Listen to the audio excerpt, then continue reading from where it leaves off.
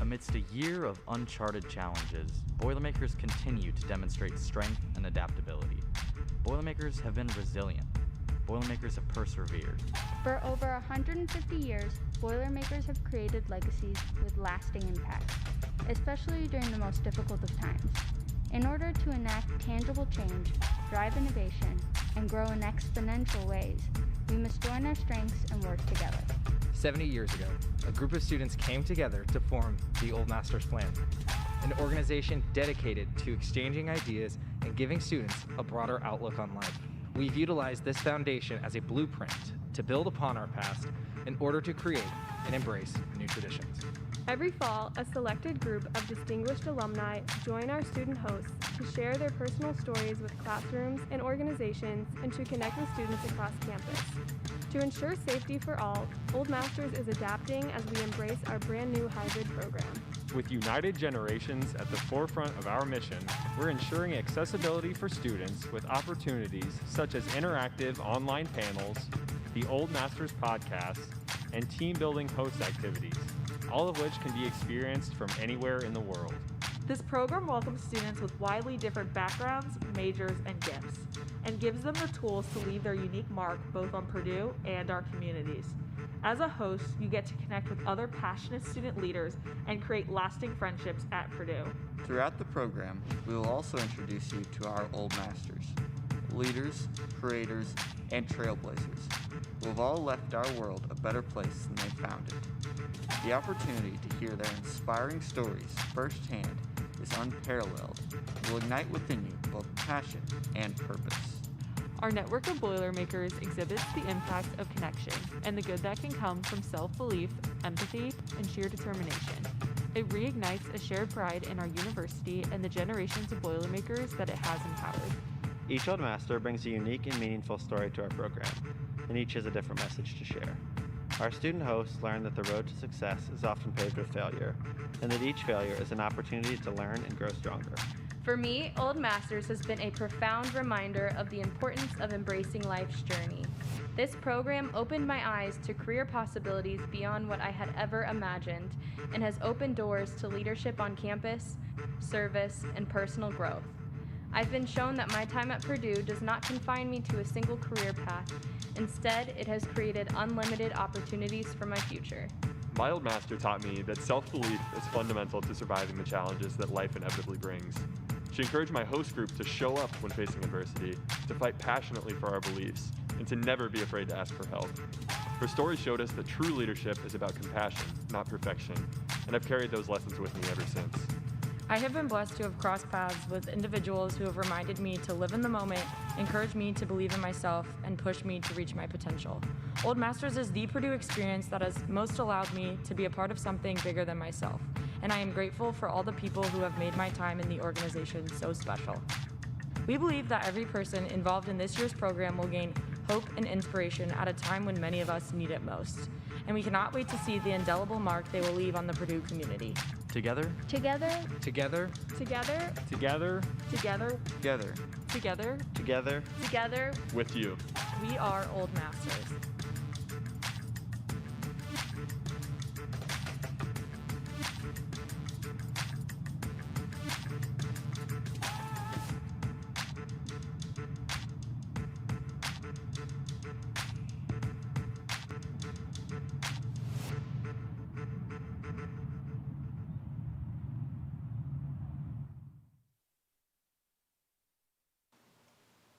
Okay, so we have to make sure we send out those invites a week in advance.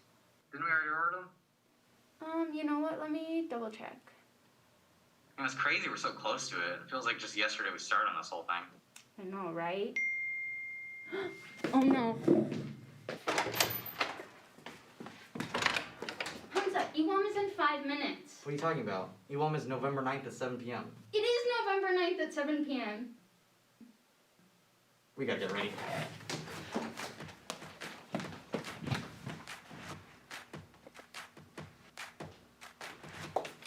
That's better, okay.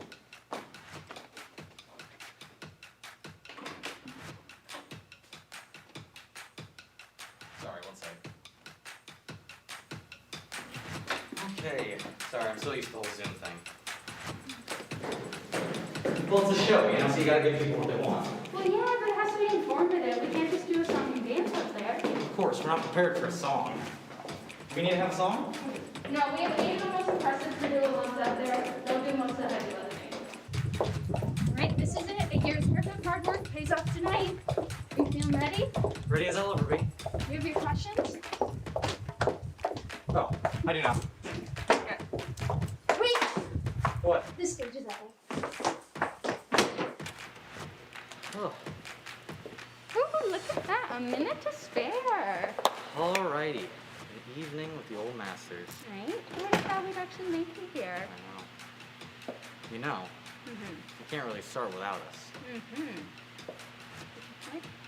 Well, I mean, we just sit back here, hang out, Yeah. make them wait.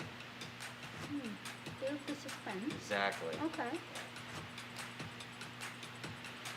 Let's go. All right, let's go.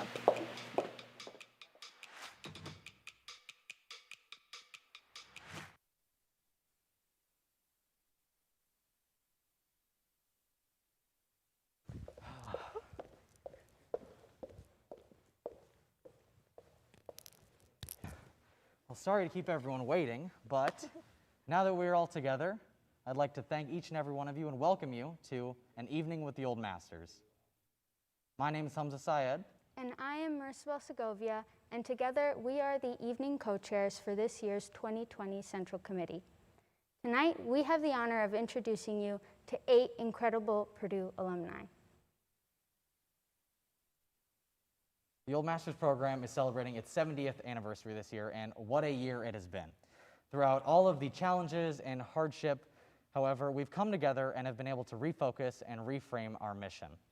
We are so excited to be bringing you the conclusion to our first entirely virtual program this year. All 8 of our Old Masters have been incredibly flexible and adaptable and accommodating, and we cannot express our gratitude enough towards them. They've already been hard at work sharing their stories and words of wisdom and inspiration across classrooms, administration, and student organizations. And tonight we're honored that you now get to hear from our incredible Old Masters as you join us live. Our theme for the evening is creating a culture of connection. We will hear from all 8 of our distinguished speakers as they talk about things like success, fulfillment, relationships, and of course, their experiences at Purdue that have made them who they are today. Although we cannot physically have people here joining us this evening, we are still coming to you live from Loeb Playhouse, and we are so excited to bring a piece of Purdue to you in your homes, living rooms, and on your screens. Without further ado, let's meet our first panel of Old Masters.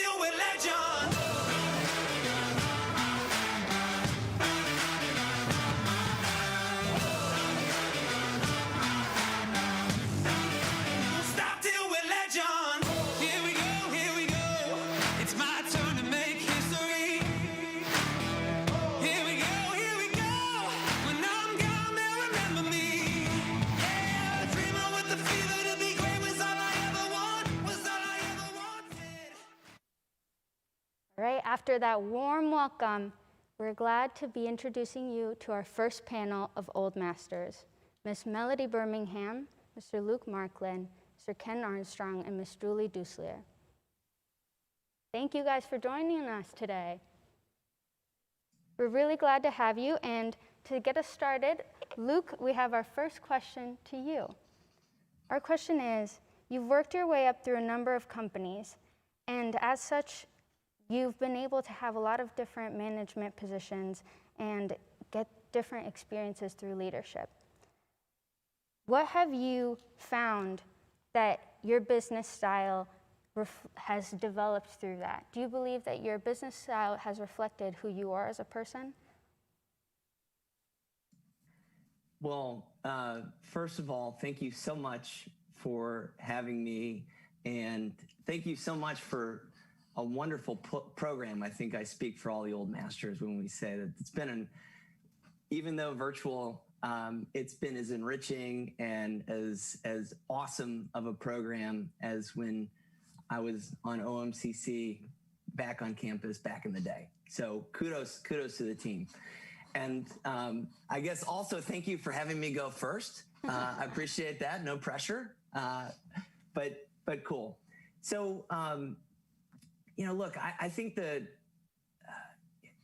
I'd say that, I'm still halfway through the journey, but it doesn't take long when you graduate to realize that, if you want to have an enriching career, it's going to be your life's work, right? It's going to be what you're passionate about. And when you look back in life, you're going to think of really, what did I build? And what were the connections that I made with people? And did I enrich them through our interactions or not, right? That's probably all that really matters. And so to really answer your question, of course, your values better match your leadership style. And if for some reason you find yourself in a profession where your values and principles and your true self can't come out every day, you're either going to be really sad or hopefully you'll be looking for a new job.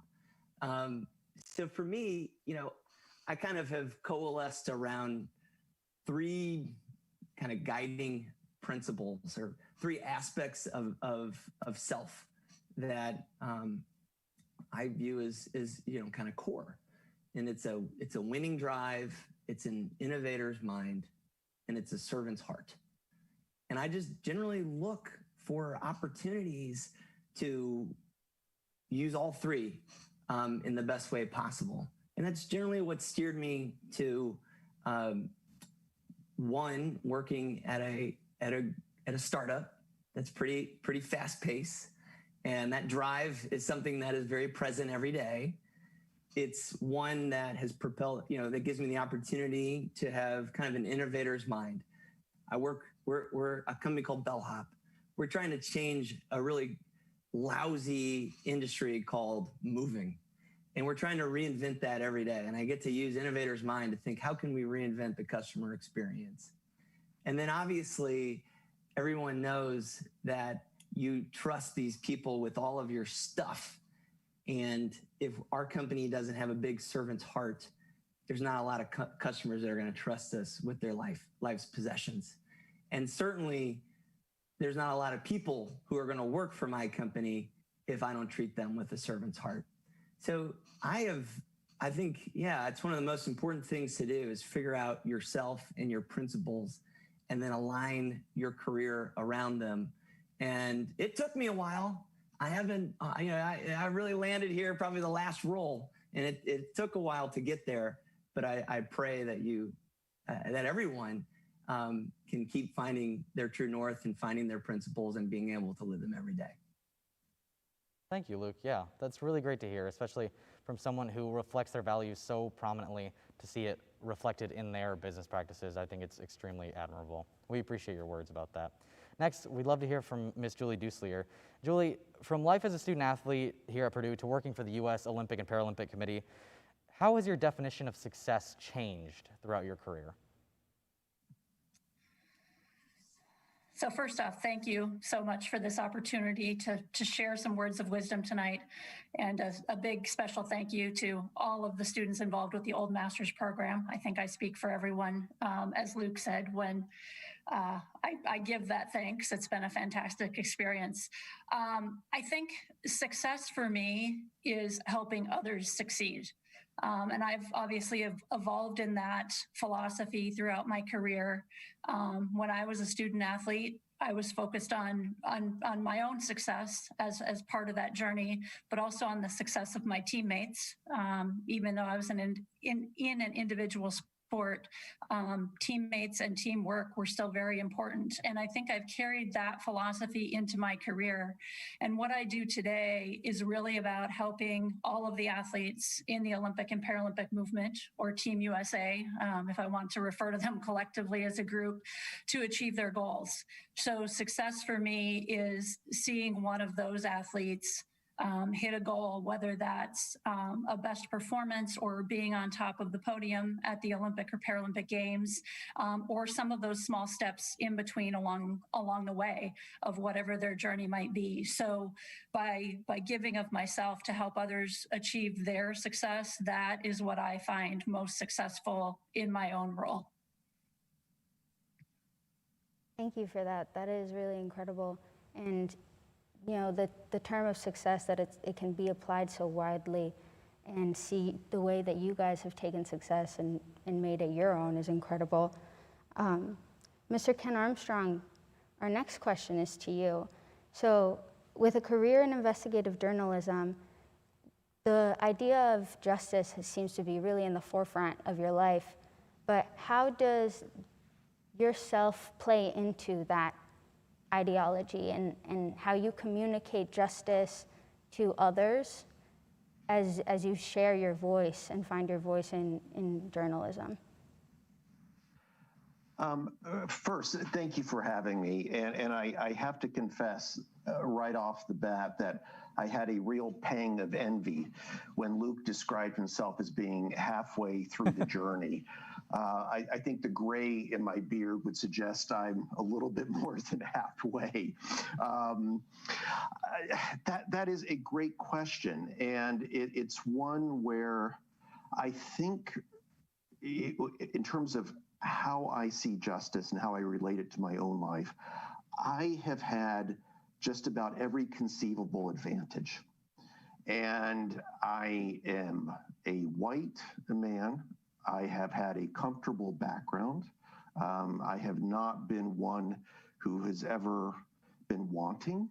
I have had plentiful opportunities, and I have not always appreciated that or recognized that what I have is something that so many other people don't.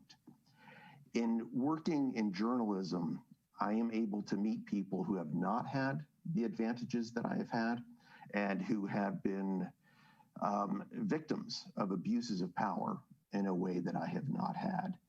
And that has been really deeply meaningful for me, to be able to meet people like that, to be able to tell their stories, and to be able to introduce people to a criminal justice system that exists for some people that is very different from a criminal justice system that exists for other people. So I've devoted a lot of time to writing about systemic issues, telling people about fault lines that run through the criminal justice system and that create so many issues that we're continuing to reckon with. And I've also tried as much as possible to tell personal stories that allow people to understand what this means on a gut level. So for me, justice is something that it really has been a core issue that's run through a lot of the reporting. And it probably will continue to do so. Absolutely. I mean, you touched on it perfectly. I think in today's age, justice and social justice are so prevalent, and so seeing how needed communication is and seeing how needed things like journalism are is very applicable. So we appreciate that. This next question is going to be for Miss Melody Birmingham. Melody, as the corporate landscape continues to change and more value is placed on things like having a diversified workforce by means of different people and ideas, how do you ensure your company is reflective of the people that it serves? Thank you for that question, and it's very relevant and timely. But first of all, I want to thank you, like the other Old Masters, for hosting our virtual panel. I'm so very honored to share this virtual stage with my colleagues here as we all do our very best to represent our university. Today, as yesterday, diversity within our companies it's extremely important. One, it's important because, as a company that serves many of our customers, I work for Duke Energy, and we operate in more than 7 states and provide service to more than 7 million households. It's important to our customers that we reflect our communities. Diversity is important because with diversity, you're able to get different perspectives from individuals that represent different races, genders, political views, religious views. And by bringing in those different perspectives, it helps you as a company, as an organization, as a team, come up with better solutions and better outcomes. We've recognized that, and we know that in order to be competitive, in order to be good corporate citizens, in order to reflect those communities we serve, we have to look at ourselves in the mirror, and that mirror needs to reflect those communities. In order to do that, we also have to be very intentional in our outreach, not apologetic in saying that we value diversity. We know that diversity is important to our stakeholders. It's important to us. It is a value, not a priority, because priorities change over time. But this is a value that we want to ensure that we uphold for those communities as well as for our employees. And in doing so and being intentional, we have to ensure we're going to the places where our diversity candidates are. We're identifying the best and the brightest, and the best and the brightest, not always looking like Ken described himself. And I really appreciated your honesty and candor, Ken. We know that in our industry, it's a very traditional male-dominated industry, white male primarily. However, we've been able to attract and develop and retain diverse employees who help complement, the balance of the organization. It makes us better. And we have seen that. It's evidenced in, our performance. It's evidenced in decisions that are being made. It's evidenced in our ability to connect with our communities. It's evidence when we have our call center employees who answer the phone and are able to connect with customers in a very personable way. And it's evidence when our employees are out in the field and our customers see others who understand, or at least believe they understand, some of the concerns that are more specific to those communities. We know that there is business value in diversity. We know, just like our financial portfolios, that we all work to diversify. Just like our generation fleet that we have worked so very hard to diversify. We have to ensure that we diversify our most important asset, which are our people. And in doing that, I believe that, our employees will begin to see a better and brighter future for their work groups, for our company, as well as the future for our country as we all come together and embrace and value diversity. Really, really powerful, especially, that it's a value, not a priority. And especially the world is diverse, so meeting the diversity that's already there, I think you touched on incredibly. So now we have a general question for all of you to answer, and you can all answer at your own pace, and whoever wants to go first is welcome to. But the question is that there's no doubt that success and achievement have often come as a result of sacrifice. But we do not often think of the reverse. How has there been a time where you have sacrificed success or the good of something for your achievement?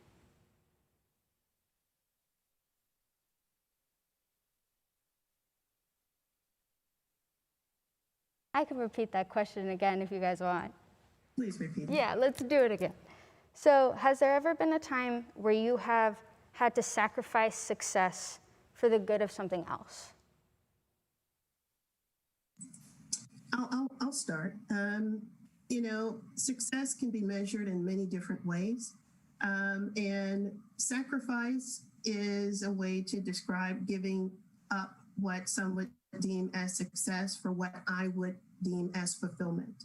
So to sacrifice a promotional opportunity so that I can be fulfilled in doing work that I have a passion in doing.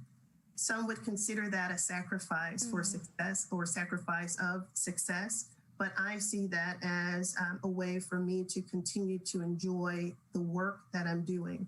I believe in allowing your passion to fuel your purpose.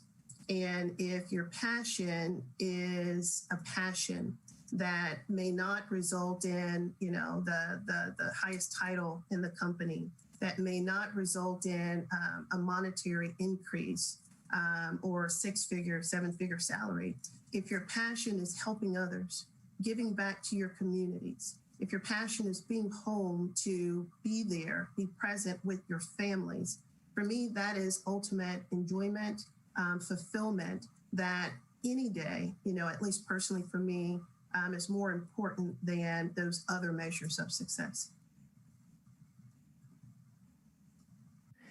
Yeah, and I'll build on that. I think that's a great, it's a little bit of a call out of what, kind of even what is success, right? And I would say that it's changed a lot for me, just, since graduation.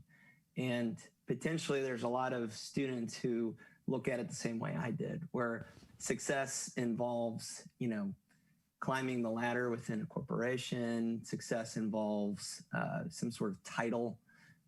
It involves making a lot of money, right? Stature, being well known. And I think the more, and I think a lot of it felt like milestones to me, right? Like I'm going to work, and then I'm going to go to business school, and then I'm going to get this job, and then I'm going to go to this rung by this period of time, and then this period of time. Then I'm going to start my own thing, and I'm going to do this and this. And I will tell you that every single milestone that I have ever achieved feels great for about 24 hours. It is an ephemeral rush. You get a raise, you raise some money, you get a promotion. And then, usually it's like, oh my gosh, now I got all this other stuff to do. Now it's harder. Or you're like, well, that was cool, but all right, so what? And I think that, my definition of success has evolved from a destination to a journey. It's evolved from this, like, I have to make X amount of money. I need to hit this amount of goal. I need to have this. And instead, it's gone to, I just want to have a life well lived. And I think a big change happened when we had our boys, right? And I think there was a lot of this pressure about milestones and rungs and things like that. And then we had kids, and I can assure you the amount of mental energy that I exert thinking about milestones now is maybe, 100th of what it was before. And so and there's certainly, I could certainly spend more time working if I didn't spend it with my family. we probably would have got some more things done. We probably could have moved faster. We probably could be, I don't know. We probably could have done more as a team, if I was exclusively focused. But I don't even view that as a trade-off, right? Because my kids and my family and my wife are a part of me, and not having them and enjoying time with them, there's no milestone or success that would make that worth it. So I think, I think that it's a question of how you define success. It's a question of kind of what your ambitions are. And I'd say that, maybe I'm trading off success, accelerated, success that I thought 15 years ago now, but I actually am finding more and more of it every day. The more I trade off the more I trade off what life and things outside of my career, the more I do that, I'm actually finding more success every day now than I ever have. And I'll jump in and bridge on Luke's statement about focusing on the journey, and that part of success is in the journey itself.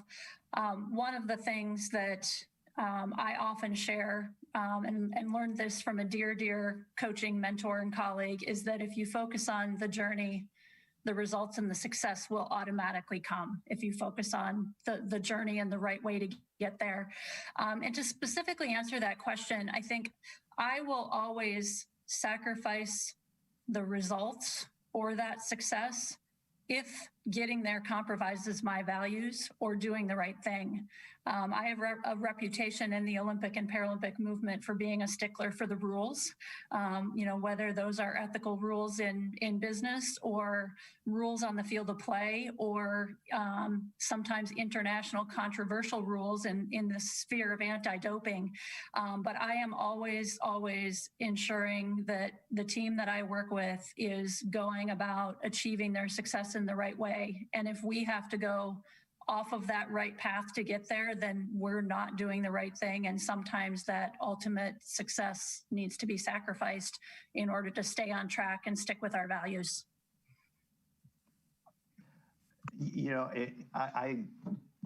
What Julie just said resonates and sets up what I was going to talk about, which is we define success differently at different times in our lives. And I can give you an example of how I gave up on success, what I consider to be success when I was younger. When I left Purdue, I went into law school. And I attended law school at the University of Chicago, which was one of the top law schools at the time. I think it still is. And I had worked hard to get there. I had checked all the right boxes. I had the right grades. I had the right test scores. I had the right extracurricular activities, right? We all know what the boxes are that you're supposed to check to get into these types of schools. So I went to the University of Chicago, and then after my first year, I worked as a summer associate at a law firm in Indianapolis, and this seemed like success, or at least I was on the road to it. But I wasn't happy. I didn't like law school. I didn't like working in a law firm that much. I didn't want to be a lawyer. And once I recognized that, I realized that, success does not mean financial security or a professional degree. Success can be defined in a different way. So I dropped out of law school, and I wound up going into journalism without a journalism degree, without much experience. And I worked at a paper in Colorado called the Valley Courier, where I was making $5 an hour. I was living in a trailer. My beat was sports and courts. I covered courts in the afternoon and high school sports at night. This was not glamorous work. This is not how most successful journalism careers start, but I was happy and I was learning and I was able to build from there. So for me, I may have thought of it as sacrificing success at the time. In retrospect, I realized it was the best thing that I could have done.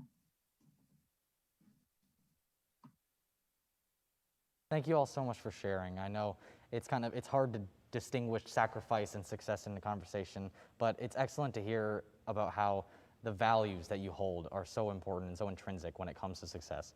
And so we'd like to move into our second general question here for all of you, which is when we consider our careers, everyone's goals seem to be success and fulfillment. They often go hand in hand, but what does the term fulfillment really mean to you, and how does it actually relate to success?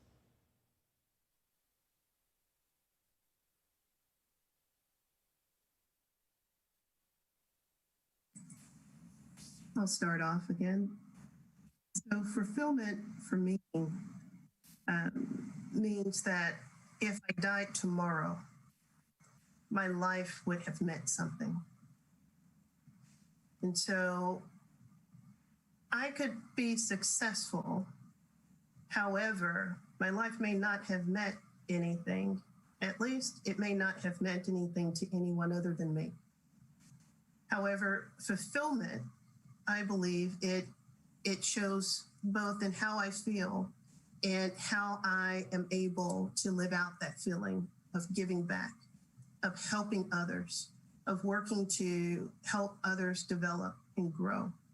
And in doing that, it allows me to leave that feeling, that legacy, that lasting impression with others beyond my time here on earth.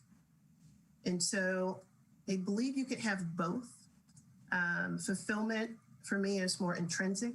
It's more internal. It's what fulfills me, what gratifies me, how I'm able to live out what I'm passionate about, how I'm able to challenge myself to grow, giving back to others, how I'm able to live present in the moment.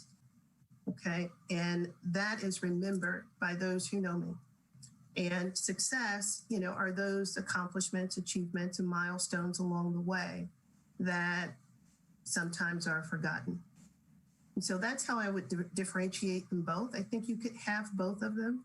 But I think the fulfillment that I would have in my life and how I demonstrate that would leave a longer lasting impression than the success I achieve.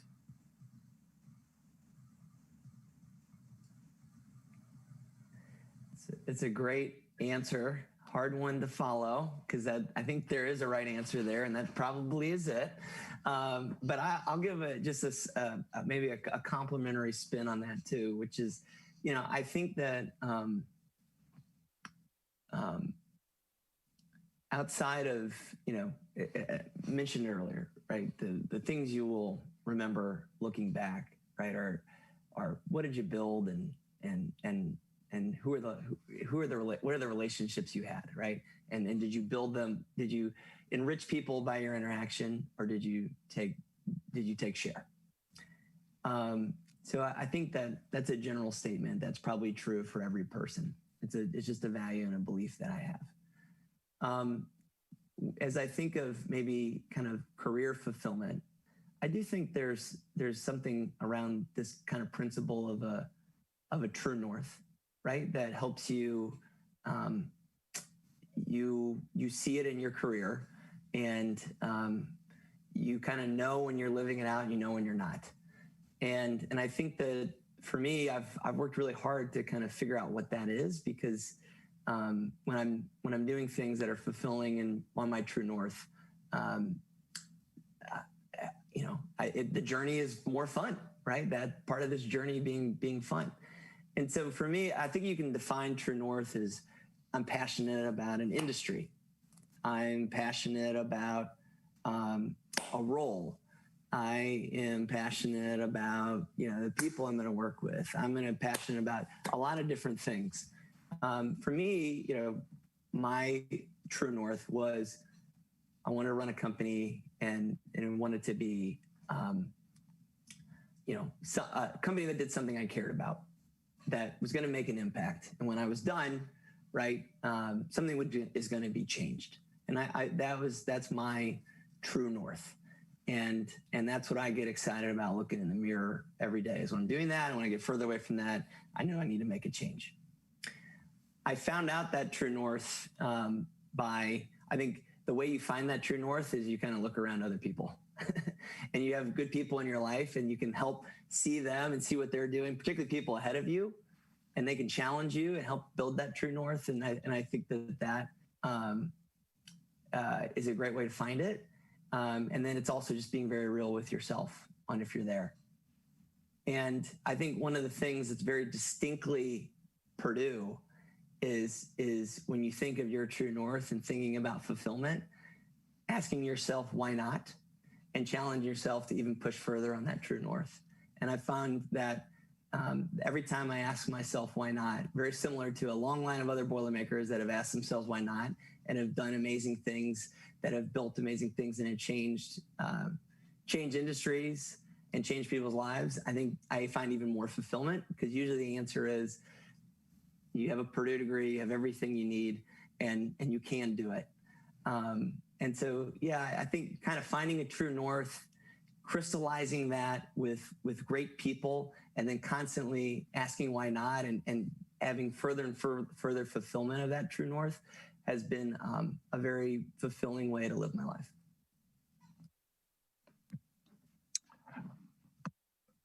Julie, do you want to go? Sure. Thanks, Ken.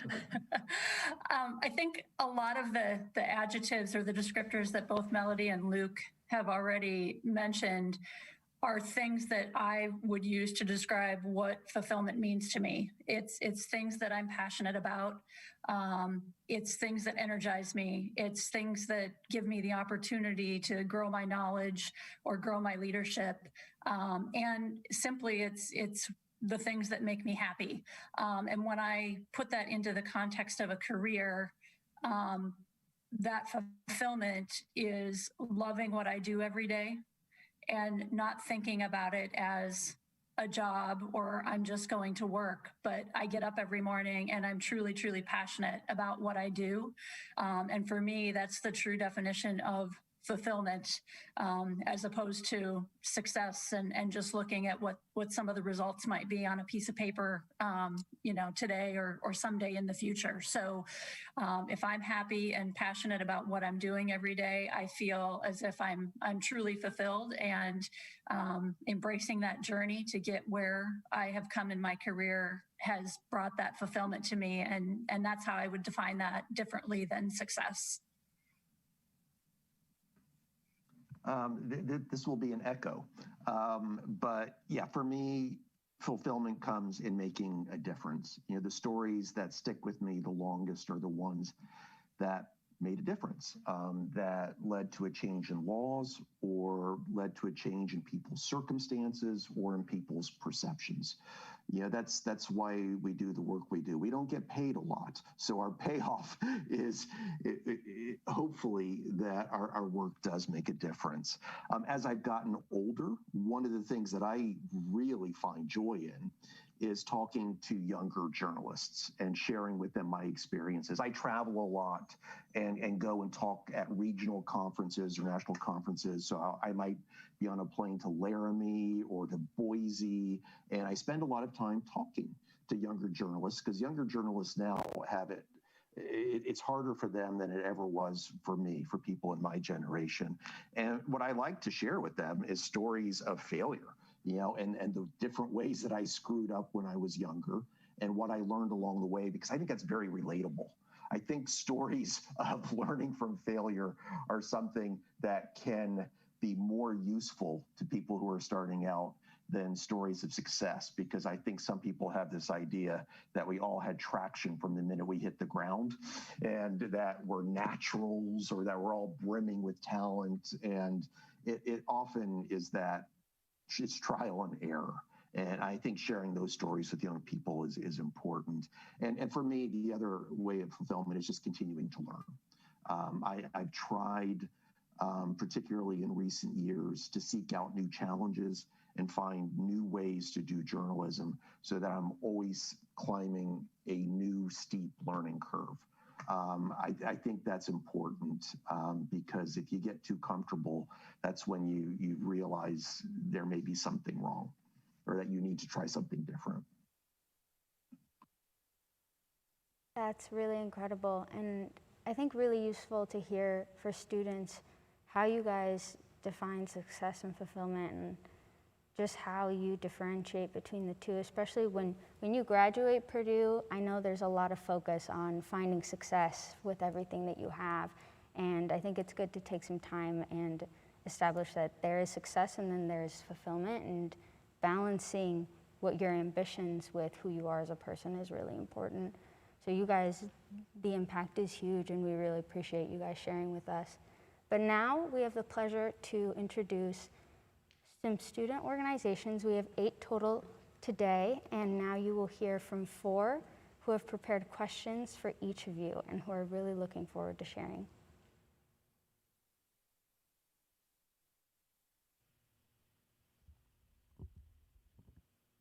Hello. I'm here representing Purdue Student Government. My question is directed to Mr. Ken Armstrong, and my question is, the theme of this year's Evening with the Old Masters is creating a culture of connection. Would you mind sharing a story or an example of a time at Purdue or in your career where you realized the significance of making a good connection? Yeah, and I can share one from Purdue. I was editor of the Exponent my junior year and the first semester of my senior year. And I was screwing up. I was consistently missing deadline. In the days when I was there, we would build the paper from hand. We would actually print out stories and then glue them onto a page.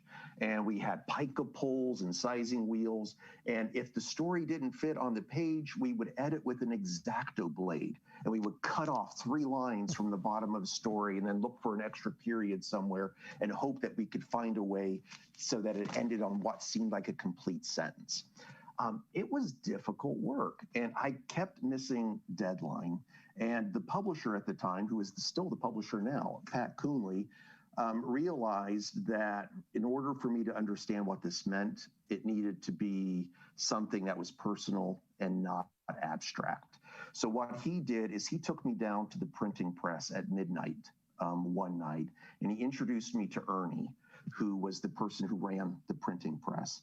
And Ernie spent time introducing me to the people who worked there and telling me about what it meant in each of their lives when we missed deadline, what the ripple effects were in terms of people who would not be able to go into work that day or whose spouses would not be able to leave the house on time for their jobs because their husband or wife got home late. Ernie explained to me what it meant when I missed deadline, and it was no longer abstract.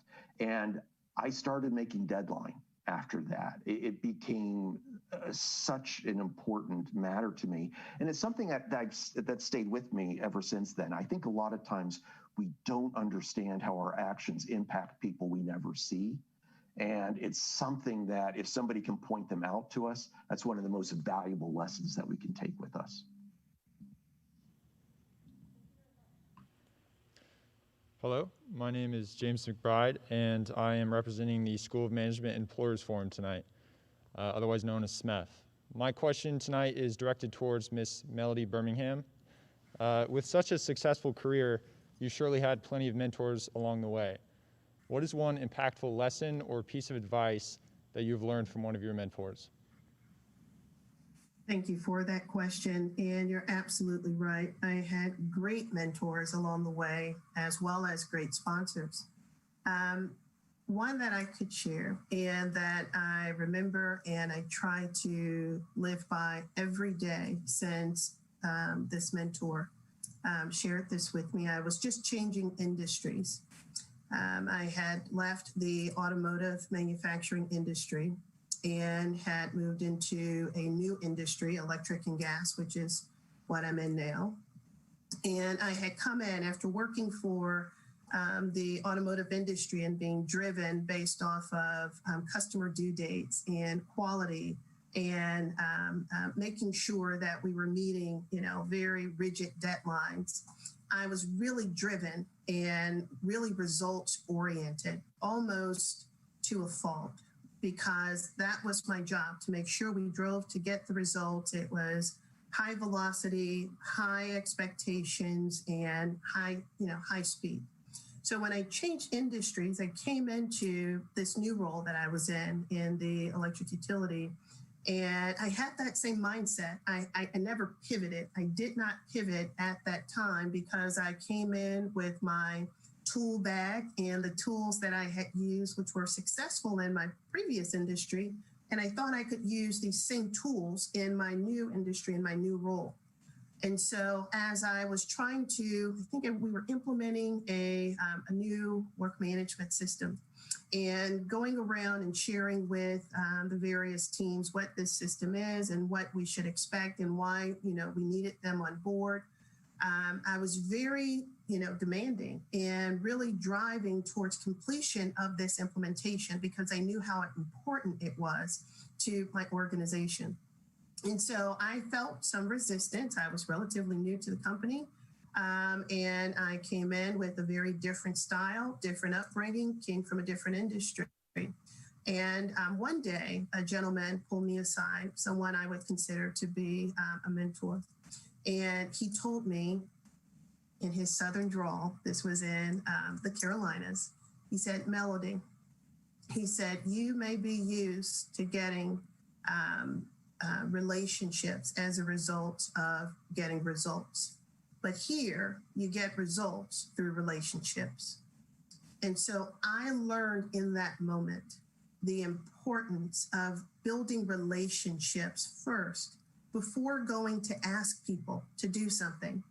I learned in that moment it's important for your stakeholders, your employees, your employers, to get to know who you are, understand your motivation, understand your shared purpose, the fact that you're working together towards common outcome, common objective, so they can get comfortable with you and understand your style, to get them to come along. And as a result of fostering those relationships, building them first, then you're able, people want to follow, they want to get on board, and they want to help you achieve those results. Thank you very much. Thank you. My name is Jared Shingle, and I'm representing Purdue Rising Professionals. My question is for Ms. Duslier. What inspired you to pursue a career in Paralympics, and can you share an inspiring or rewarding moment on the team or with the organization?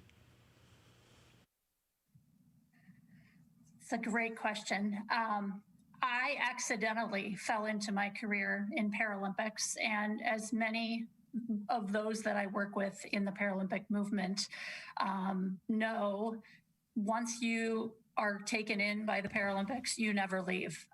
So I had started my career in Olympic sport, and by virtue of taking on a new job at the time, I had a young woman swimming for me who was blind, and through her got involved in the Paralympic movement, and that was over 20 years ago. And just as I've said, I've never left. I was inspired by the movement. I was inspired by those that I work with, and passionate about the values of the movement. I think to share an inspiring example, there's so many that I could share, but probably one of my most inspiring was most recently at the 2018 Paralympic Winter Games in Pyeongchang. We had a young woman on Team USA who was the top Nordic skier in the world. And 3 weeks before opening ceremony of the games, I got a phone call late on a Sunday night at home that she had slipped in a parking lot on some ice and fractured her elbow. So 8 years of work going into the games, 3 weeks away. The injury was pretty serious, but we put a team in place around her of support professionals, coaches, medical staff, administrative staff, and did everything we could because we knew that her dream was to be on the snow, skiing in Pyeongchang and trying to do her best. And we weren't sure if our best would help her, fulfill her goals and her dreams. We got to Pyeongchang and she raced the first day and she struggled. She raced the second day and actually dislocated her elbow again, which resulted in a flurry of medical activity for 24 hours. And following that second day, she persevered and came home with 5 medals. And it is one of the most inspiring success stories of any athlete, Olympic or Paralympic, that I've ever had the opportunity to not only witness, but to be a part of, and to be a part of a team that helps us support an athlete in that way is what really drives me every day and makes me so passionate about what I do. Thank you so much. Hello, my name is Lauren Heiss, and I am from the Purdue Engineering Student Council. My question is for Mr. Marklin. As college students, we tend to be rather fixated on the next step. Can you describe any advice you might have for someone trying to determine what's next? Yeah, I've had a little bit of thought about that since school. I've put a little bit of mental energy towards it. Well, I think first of all, it is good to be thinking about the next step, and a little bit of what I talked around north, the true north, and finding your long-term vision is critical. What I would say though is at first, take a step back and let's just kind of level set here. You have a long life, folks in college, you have a long life ahead of you. And if I could have the hindsight that I have now, I would have worried so much less about that first step. It is highly, highly unlikely that you will finish in the same industry that you start. Or at least, it's almost impossible that you'll finish in the same company that you start in. It's highly unlikely the same industry, and it's highly likely you will change a lot of your different aspects of your career, and they will evolve and grow over time. So it's a long life, and there's a lot of opportunity. So I think the first thing is, like, if I was myself now, I would if I in college was myself now, I'd had the benefit of what I know, I would tell myself, chill out. It's okay. It's okay. It's okay. So the tools that I do think, though, that you can use to make that next step. One is a true north, right? And it is helpful to have some idea of kind of where you're pointing.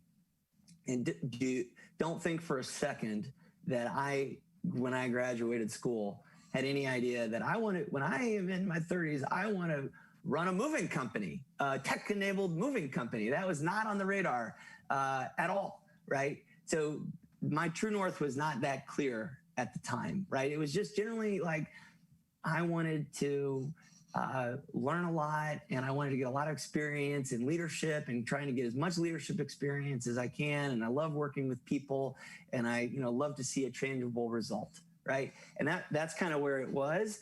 And then the concept of a true north is really nice because it's like a compass, and it's not a roadmap, right? There's no stops along the way. And you just kind of need to keep feeding that and getting it more and more crystallized. And you can just kind of know when you're getting off course, and you kind of know, and as long as you're open-minded and listening to yourself and kind of thoughtfully asking yourself on a regular basis, do I feel centered? Am I moving in the right direction? Right? Then you can make those pivots when they come along, right? And there was a business school pivot. There was I decided in business school that I wanted to do something a little different. Then there was my friend gave me an opportunity to join this company called Uber that maybe was going to be something. And I was like, all right, that sounds kind of cool. Then it was a chance to go run my own. And it was these pivots that I didn't think about at all, that kind of came to me. But because I knew generally the direction I wanted to head and was kind of listening and keeping an open mind, it allowed me to keep making those pivots to ultimately get to the place where I'd want to be. And I think so the concept of a true north is the way to go. And I would just invest in crystallizing that, work hard, and enjoy the ride. Great. Thank you so much.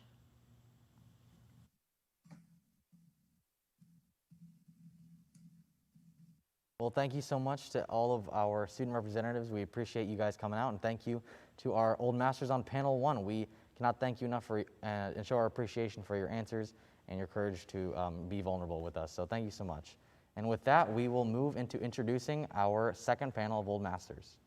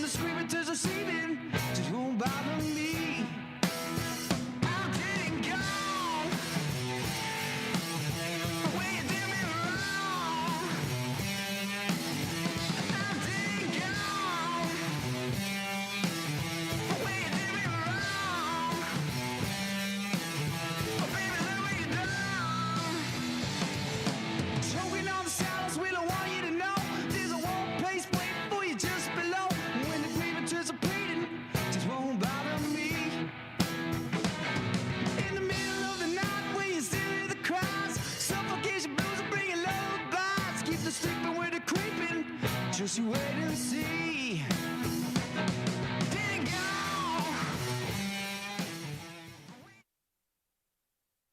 Okay. We are excited to be joined by our Old Masters on panel 2. We have Mr. Stephen McKinley Henderson, Ms. Stacy Badinger-Burr, Secretary Ted McKinney, and of course Dr. Rainey Wirahadukusuma. Thank you so much for joining us, guys. So this first question is for Mr. Stephen Henderson. Stephen, as an actor, you've performed a variety of different roles in film, television, and of course on stage. Each role bringing a unique story and the challenge of portraying that story with a story. Sorry. Volume. Sorry? No, you dropped out just for a Oh, second. gotcha. Well, here, I'll get straight to my point then, Mr. Henderson. What kind of role have stories and storytelling played in your life? Oh, wow. Great question. When I was very small, I was raised by people other than my parents. And the woman who raised me, her father had been in the black vaudeville circuit. And she told me a lot of stories as I was a kid. Instead of, I heard some of the regular stories, the Three Pigs and all that stuff. But a lot of times she would just tell me these incredible stories about her dad and how he had traveled around and did these vaudeville routines.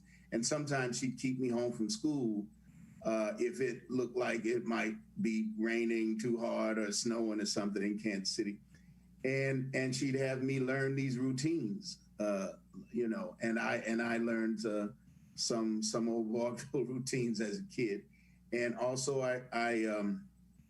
I heard stories about Sophie Tucker and Jimmy Durante and Georgie Jessel, and these are people who came because it was segregated times, but they came to see the black vaudeville acts whenever they came through town because they could steal the material and take it on the Boys Belt. They could take and use it because and sometimes they drop some coin, and buy an act, buy a routine. So, but I heard these stories, and also when these people like Peg Leg Bates and John Bubbles, these are names that these are guys from back in the old days, and they would also talk about how they had some close calls getting out of town sometime, and I was always amazed that these guys who brought entertainment, brought all these laughs and smiles and the dancing and the singing and the joy, brought all this joy, and they had some real close calls that they talk about coming through Kentucky and getting out of certain spots and places where people they do the show and they wouldn't pay them and run them out of town, and I just thought it was just such a noble and honorable thing that they would bring all this joy and do it under some pressure and like that. So it was always those stories resonated with me. That's incredible. And I know that your stories and everything that you share to the students tonight, really, it's resonating with us, and I know it's resonating with them. Thank you for sharing that. The next question is to Miss Stacy Badinger-Burr. So we're told success is derived from your ability to overcome challenges and not accept failures. But sometimes failure is unavoidable. How have you ever had to simply accept failure rather than try to push past it? And how can you use failure to shape who you are rather than letting it stop your ambitions? Thank you for that question, and thank you for the opportunity to be here with the other Old Masters and with the audience, particularly the students. It's been such a great opportunity this past week. I think this topic of failure, you were asking about success in the earlier panel, and I guess failure is the counterbalance to that. Failure can be categorized in different ways, and if you sometimes look at failures as just a necessary moment where you have to reevaluate and pivot and look for other avenues to move forward or to go in the direction that you want to go. Failures are just sort of a roadblock. Some of you have heard during this last week that, you know, when I was working through my undergraduate degree at Purdue in the engineering department, it was not an easy, always successful path through the curriculum. I had areas of struggle and challenge, certainly calculus, physics, lots of courses presented some obstacles, and I never really viewed those as failures. They were just an indicator for me that, okay, this isn't my sweet spot, this isn't my strong suit. But I then, you know, started paying attention to those moments or areas where I did have the challenges, and I also paid attention to the areas that I really loved to work and where I was engaged, and the class work that really lit me up, which, you know, while I was at Purdue, it was the laboratory classes, the applied learning. I took welding over in Michael Golden Labs. I did glass blowing in the basement of the chemistry building.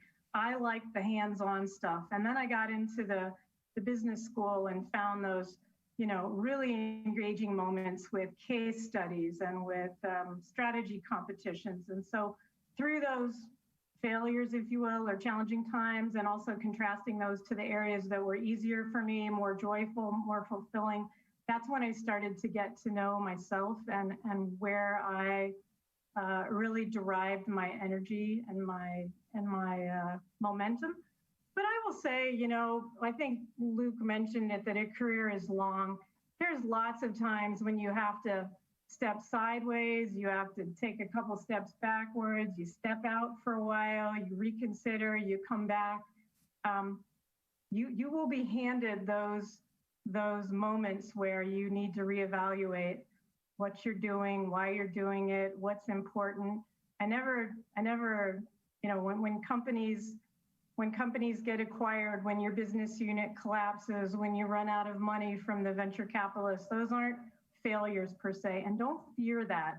That's just a chance to, you know, keep your knees loose and flex a little bit and go in a different direction. So I often don't think about that term failure. I just think about it's a difficulty. I'll deal with it. And yes, I just keep going a different way. Thanks so much, Stacy. Yeah, I think especially your comment about fearing failure is so powerful, because it's important not to fear failure. You know, fail early and fail often, as people say, because it's the best teacher, and that's where you learn, that's where you adapt, that's where you grow. And I think one of the best things we can do is grow. So thank you so much for your answer. Secretary McKinney, we'd love to hear from you. You've worked in the public, private, and governmental sectors, each with their own unique culture. What commonalities do you bring to each role, and how have you adapted your style? Wow.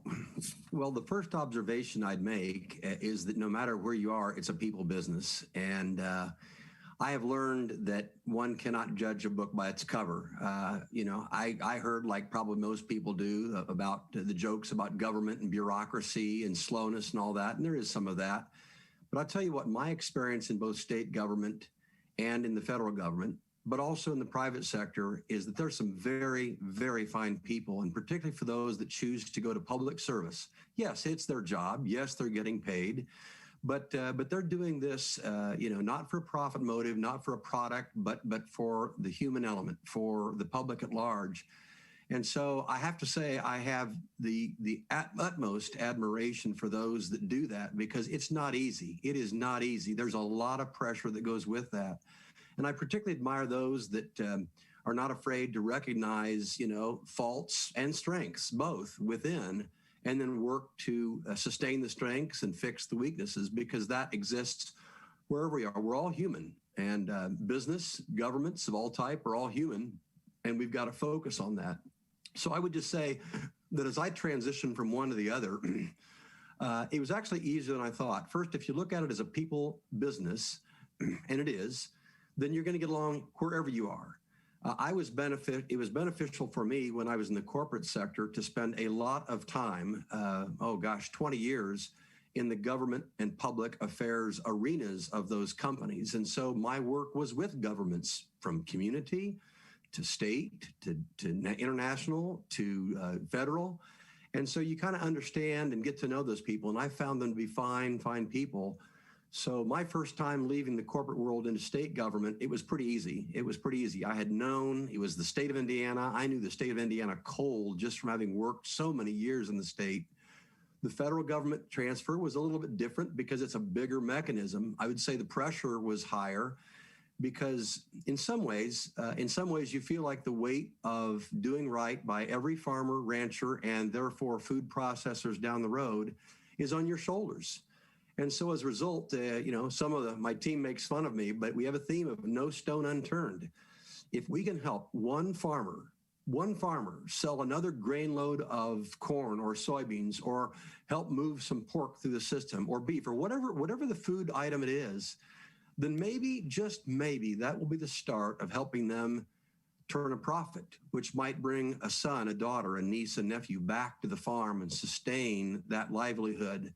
And it's really a way of life. I mean, farming is a business, absolutely, but for many, it is a way of life that you want to transfer down to children or grandchildren or relatives or others that might want to be interested. So for me, it was always about never forgetting, using Luke's phrase, the north, the true north, the compass, and making sure that I never lost sight of what it was all about. And we still don't. It's to provide assistance for some farmer or rancher who's trying to do good, to feed the world, and try to do that most efficiently. And that's on us, just like it's on them. So you step up and take that ownership, you take that leadership, and it's a great source of satisfaction, The wins that we've had, and there have been a few, we've no doubt that we've been working very hard to straighten out a fairly unfair trading system around the world. And we're getting there. We're rounding that corner truly. And boy, the joy that comes when you open up a market that should have been opened up a long time ago, because the balance of trade is so out of whack, us buying way more than they might be from us. And I cannot tell you the satisfaction that is, because you're helping somebody bring a daughter, a son, a niece, or nephew back. And that's what gets me juiced every morning. Thank you so much. It's evident through your accomplishments, but just through hearing you speak, your passion for others, and it's inspiring for someone so successful to speak with such courage about being there for other people. Thank you. The next question we have is for Dr. Rainey Wirhadikasuma. Before we ask this question, we want to say thank you for being our first international Old Master. It is an incredible honor to have you here. Our first question for you is, as a leader of a major academic institution in Indonesia, what kind of culture are you trying to build in IBT, and how are you taking steps to ensure it lives to that ideal? Thank you, Mari and Hamza, and all the Old Masters program. The same feeling from me. It's an honor to represent ITB in Indonesia in general. So for those of you who are not familiar with Institut Teknologi Bandung, it is the oldest university, technical university or engineering institution in Indonesia. Indonesia is exactly 12 hours away from where you are now. So you are at 8 p.m. and I'm in the morning at 8 a.m. So I was the first person to enter this building at 6:30 a.m. this morning. So thank you for this opportunity. So Institut Teknologi Bandung is a great institution. We just celebrate our 100th year.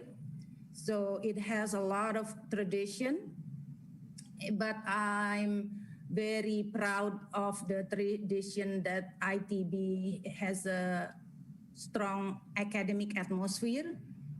We are very open to new ideas, to academic freedom, to cultural diversity, and the tradition of excellence, just like Purdue. So what I learned from Purdue years, I try to copy and probably improve and implement in my institution. So, so the culture, the specific value of ITB, we are very proud of our motto. It's in harmonia progressio in Latin. I think the translation is progress in harmony. So we would like to lead the country in engineering education, but not because we want to be number one. We want to lead the progress together for the sake of our national development. So if ITB is running and then we're gonna have other institutions catching us up. So we are going to progress together. So again, it's not about we want to be the number one, but it is our responsibility as the oldest institution, and a lot of great talents come to our school. So this is a responsibility, national responsibility, to keep this institution as best as possible, to facilitate those great talents to do their best, so that we can produce young generation for Indonesia, as well as sharing our values to other similar institutions nationally. So is that answering your question, Mary? Thank you. Perfectly. Thank you so much. Yeah. We appreciate your response, Dr. Reddy-Kusuma, and of course, we appreciate you getting up early as well. I know it's, at least for me, it's quite a challenge.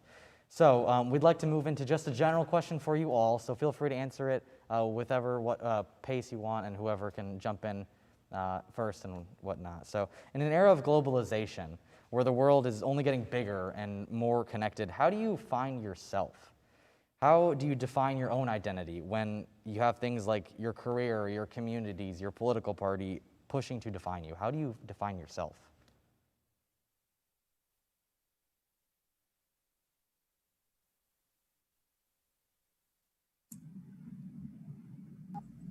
I had the great fortune of being young and confused. And so by being young and confused, I was searching all around for answers. And I was born in 1949, and that's a long time ago.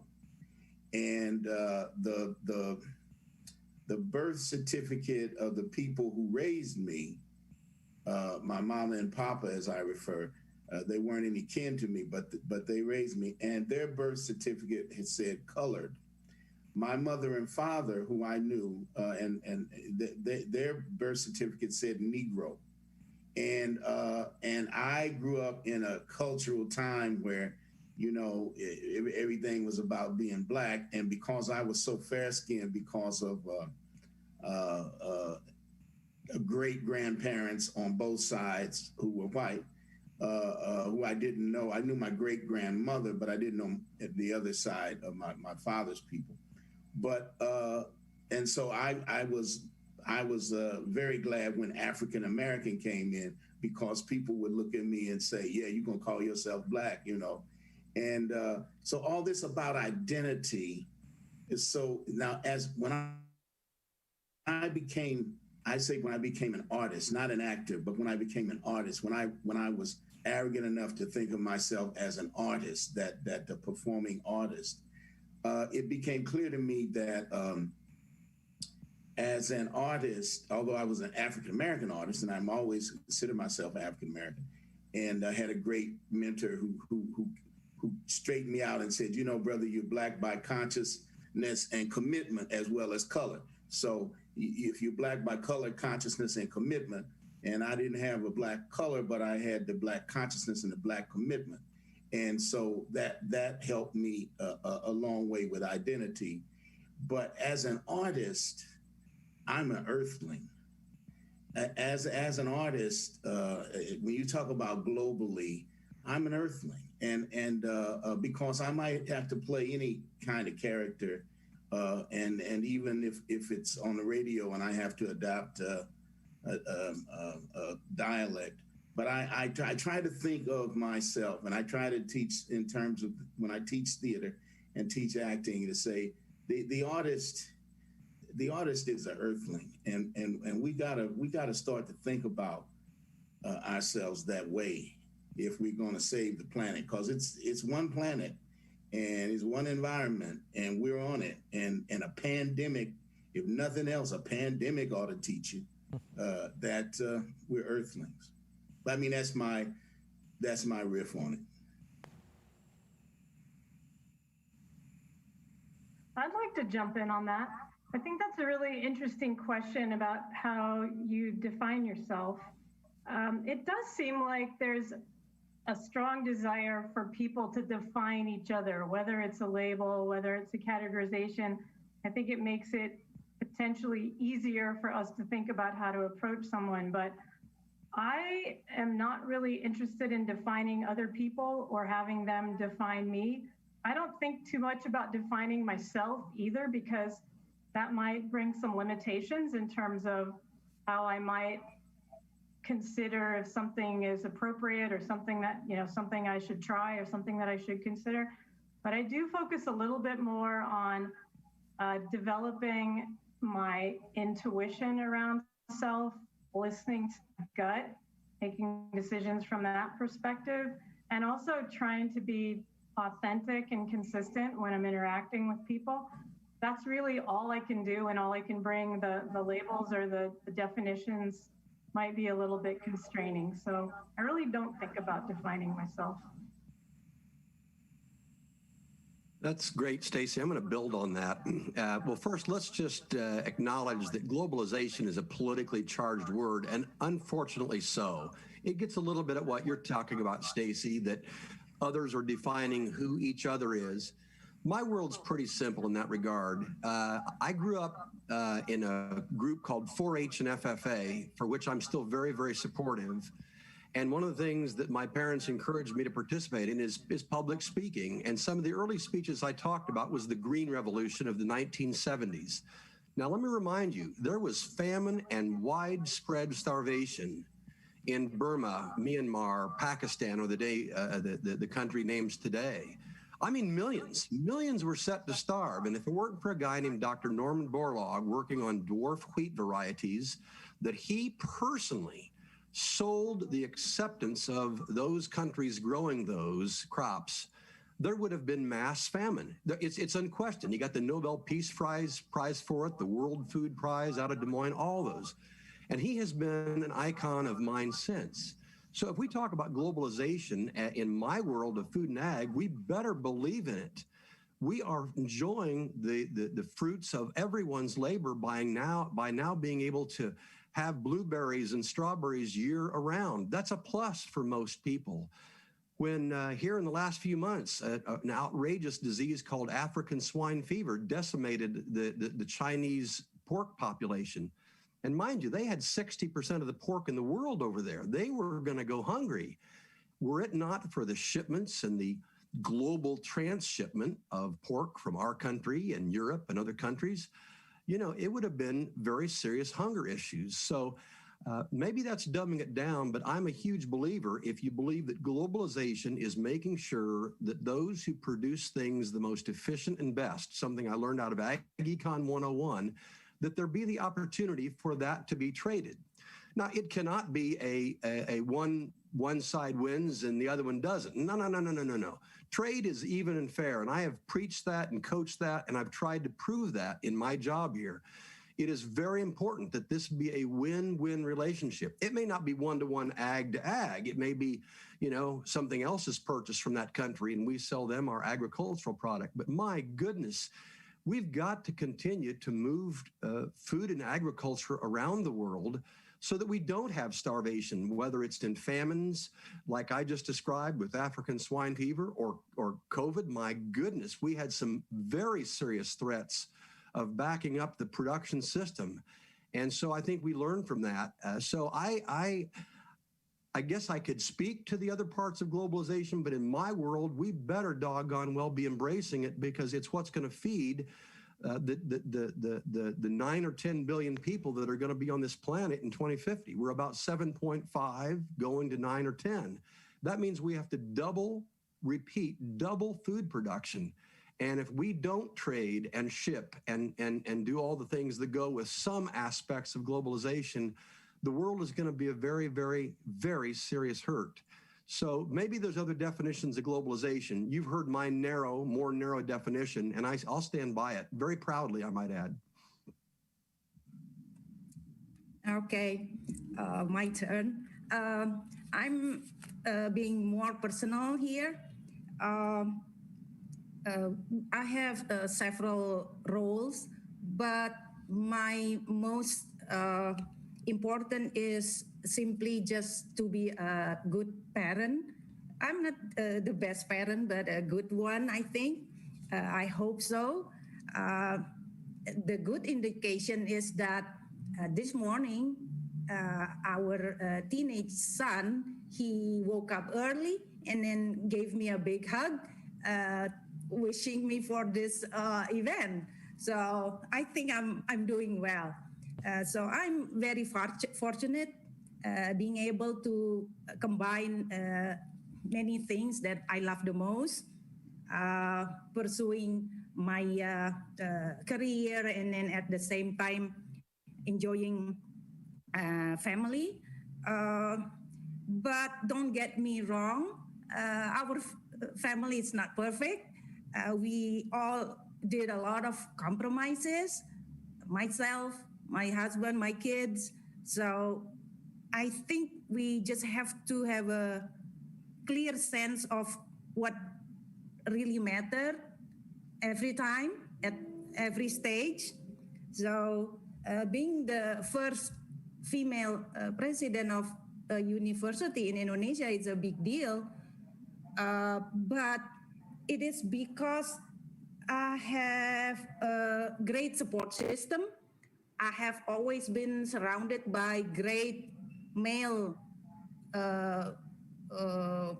supporters, my parents, my dad, my husband, my brother, my in-law.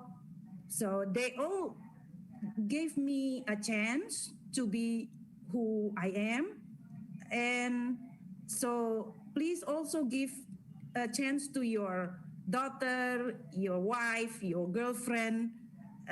If you give them a chance and if they're happy, Ted maybe can relate to this. If your wife is happy and then usually we give back to the family doubled or even tripled. So the key is give support, give a chance to female persons around you. So that is what I would like to say, and just give support to around you. So I was fortunate to get those throughout my life. Thank you. Well, thank you all so much for your wonderful insight. We'd love to invite some student representatives up to the stage to ask some questions as well.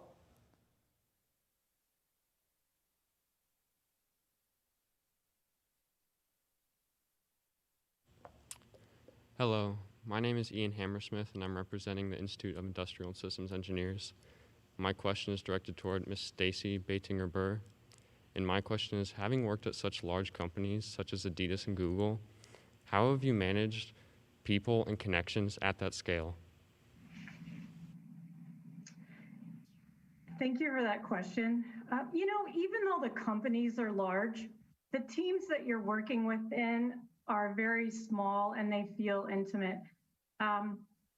It's important to create and cultivate a sense of identity within a larger corporation, to create a sense of camaraderie and sort of that esprit de corps. And so, you know, most larger companies are broken down into smaller units and smaller organizations just to give that more personalized feel. I do devote a lot of time to the development of culture, the development of the personal side of work so that it isn't a sterile feeling corporate environment. Much of that I draw on from the time that I founded and started my own company, a startup. I absolutely loved that opportunity to be with a smaller and growing group of people and to really know not only the people that I worked with, but their families, their desires, their hopes, their fears. And so to the extent that we can create those connections in the workplace, I think that's what allows people to enjoy and stay in the job that they're doing, because it's not just feeling connected to the work, it's feeling connected to each other that makes for that satisfying workplace. Thank you, Ms. Burr. Good evening, Masters. Thank you for being with us tonight. It's an honor. My name is Nick Mathis, and I'm here tonight representing Purdue University's Film and Video Studies program. My question tonight is for Mr. Stephen McKinley Henderson. Mr. Henderson, you've gone on record stating, quote, "If you have a different way to perform on Broadway than you do in Boise, you don't deserve to work in either place." How have your experiences at Purdue helped shape and influence this mindset?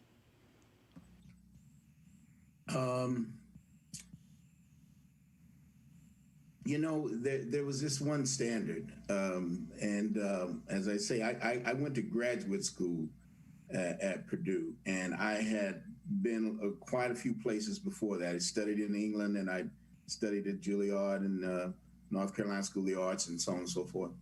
And Purdue solidified that one standard, that there's only one standard, and it's the very best you have, that's what you have to give. You've got to give the best you have.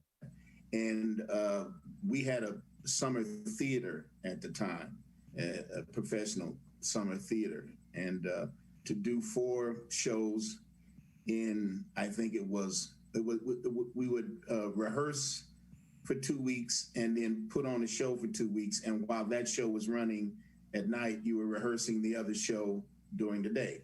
So we called 2 a week stop, I guess you call it. And there were different styles, you know, different, all kinds. So, you know, it was real boot camp. And that really does instill in you that work ethic and the desire for excellence, you know, to do the very best you can. That's the best I can say. But it continues to get reinforced the further you go in your career. But it's in those training years that it really gets instilled. Thank you very much. Thank you. Hi, I would like to first and foremost thank the Old Masters program for having me here tonight as a representative, and for the Old Masters themselves for sharing their wisdom. My name is Eva Zenk, and I'm representing the Women in Engineering program here at Purdue, and my question is for Professor Rainey. My question is, how has your Purdue experience prepared you to face adversities in your career? Wow, thank you, Eva. Yeah, so at Purdue, I was in my early 20s when I started arrive in West Lafayette. And my husband and I, we brought our 2-year-old son at the time. We had to drive him, take turns to the daycare, and pick him up around 5:30. We always run, trying to pick him up before the center closes. So my Purdue year, kind of like a test of my teamwork with my husband. It's not only for myself, to test myself, but also our connection as a team, as a family with a young family. So it is, I think it is the greatest achievement of my life that I can survive my Purdue years. So my son had the best childhood a boy could have in West Lafayette. I keep telling that all the time, and he agrees with me. And then my husband and I, we had a bond until now, good bond, strong bond, because of our Purdue years. And then also I kind of understand my strength and my weaknesses when I have to do all the way to study, and when I have to compromise. I was not A+ student. I'm maybe a A- student. So because I have to manage my time, but I managed to complete all those tasks on time. So that is the greatest achievement of my life. I mean, my dissertation may be, yeah, okay, but on a personal level, it is my greatest achievement. And if you will get the same success as I did. Thank you. Thank you so much for sharing that. Hello, I'm Haley Fisher, and I'm representing Purdue Ag Ambassadors, and my question is for Ted McKinney. What has been the most important leadership lesson for you, and how has it been proven to be valuable for you in your career?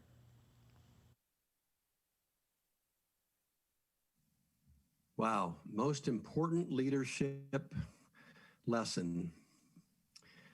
Well, let me start as a precursor because it's something I really want to say, and it's something I teach and talk to a lot of people about. Whether it's leadership or academic or something else, I just want you to know, after investing 450,000, international air miles in a couple of years, I can tell you that the Purdue brand, not my boss, Perdue, he's not bad, but Purdue University is recognized wherever I go. And it's not just a, oh, yes. No, it's an, oh, gosh, yes, Purdue, we know of you. And most of my world is, of course, food and agriculture. And so I cannot tell you what a joy that brings and what instant connections it brings. I won't get into a long story about connecting with the head of the Saudi Arabia FDA, the Food and Drug Administration, but he came up to a meeting after meeting and said, boiler up. I, too, am a boiler. Well, that's pretty, that gets you excited.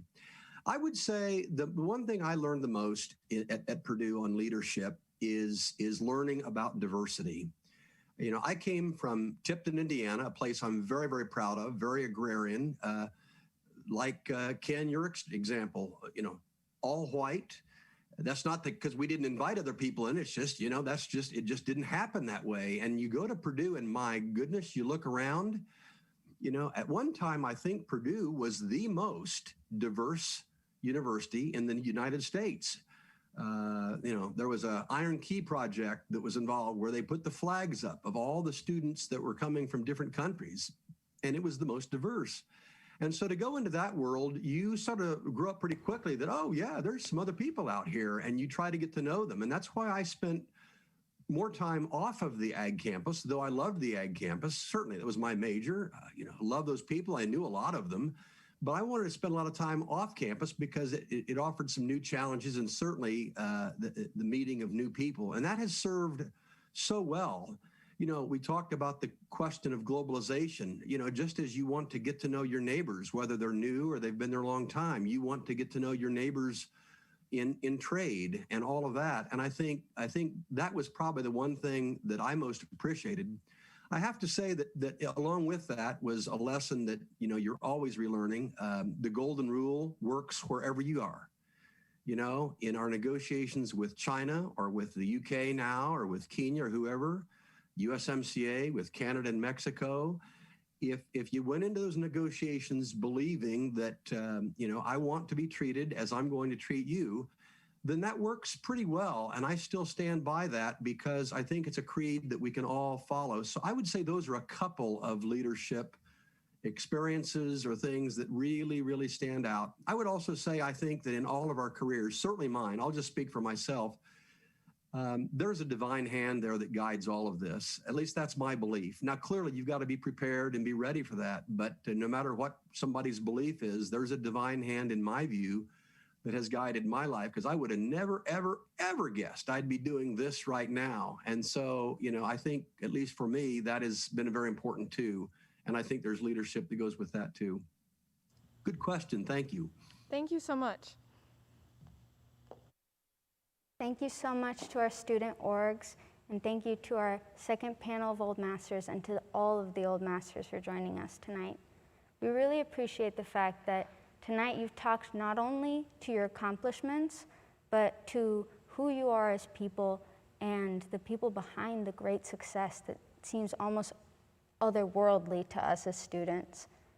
In doing so, you've allowed the people who have been tuning in to really connect to what it means to create a culture of connection, to be able to build and reach to those around you, even though we are in a virtual setting. It's really inspiring to see you guys all push forward and to take this opportunity to share with us all. I feel I've learned so much. Absolutely. I know tonight we've talked a lot about a lot of different things. We've heard about Luke's True North concept, and we've heard about perseverance, we've heard about sacrifice, we've heard about success and fulfillment, and all these concepts. But at the core of every single one, we find people, we find connection. And that's what's so important to us here as Purdue students, as members of Old Masters, as people on Earth. As Stephen Henderson said, we're Earthlings, we're all in this together, and if this year has shown us anything, is that we matter to one another. And there would be nothing, there would be no Purdue, there would be no Old Masters without the people out here in the stands, the people at home viewing on your screen, our 40 hosts, our wonderful 12 Old Masters Central Committee members, our promotional officers, and of course our 8 wonderful Old Masters. We cannot thank all of you enough for allowing us to chat with you, to gain some of your insight, and to be in this together. So kind of as we touched on at the beginning, together we are Old Masters. Thank you, everyone, and enjoy the rest of your evening.